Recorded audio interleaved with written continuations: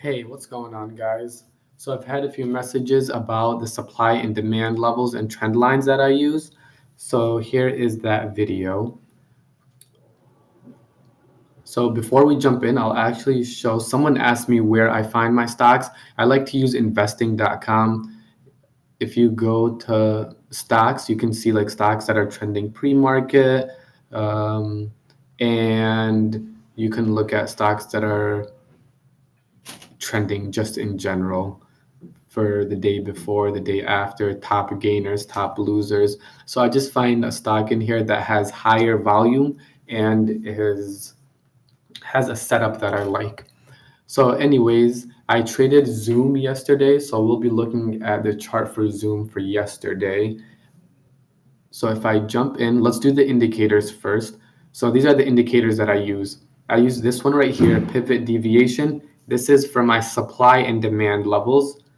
And then I use Trend Lines Pro. This is for my trend lines. And as you can see, there's a green lock on it. It costs, I think, about $50 to buy it, but this user will give you a trial if you message him, like a week or two trial.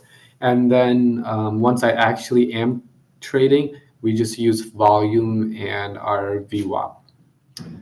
So now let's go back to the daily chart for Zoom. We start off with our trend lines, and this is what it gives you when you start. It gives you all of these extra levels, and it's too much noise for me. So I turn off the labels and the tables. I like the line fills and the tables. That's it. I mean, the line fills and the lines. That's all. So we go to OK, and this is the trend line it gives us. And I like to chart it myself so I can see. Because when you go to a lower time frame, it'll change the trend lines, obviously. So I just kind of chart that myself. I'll make this green so we know it's our support level. And then we can turn that off for now. And then next we chart our supply and demand levels. So we use the pivot deviation. For this one in the settings, I just turn off the lines. We only need the labels. So we go to OK, and we go to input, and we go to year first. So we go to year and we see if there's levels that are close to our price range that we can use. So Zoom that day was sitting at about $107, $108. So this $88 that it gives us as a level is not very close to our price range, so we don't need that. Then I go to month and see what levels it gives me. And we have a little bit more levels here. We see one level here, it's kind of hiding, but 108.01. So let's chart that.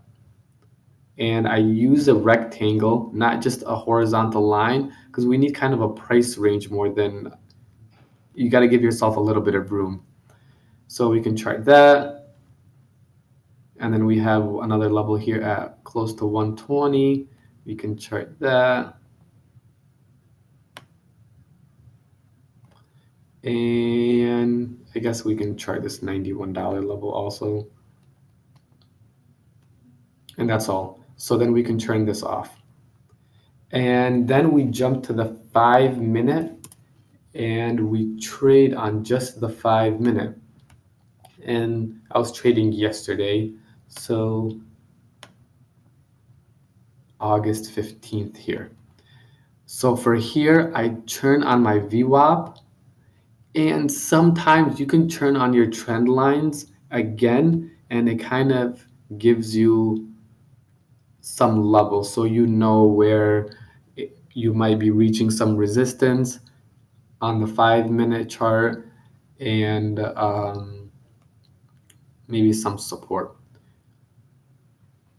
So I bought some calls on this once it broke out of this demand zone. And if you wanted to trade this today, you can see that it broke below the demand zone,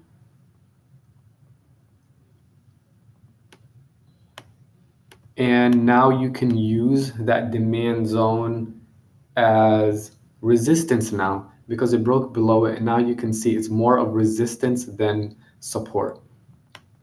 And on this day, it used that as support. So I think that is all. And I'll try to make more videos just to make it a little bit more concrete. But what I've noticed is having your trend lines on the higher time frames and using supply and demand levels is the easiest way to trade. All right, everyone. Thank you so much for all the questions. And you can message me if you have any more questions or um, the indicators weren't as clear. All right. Take care.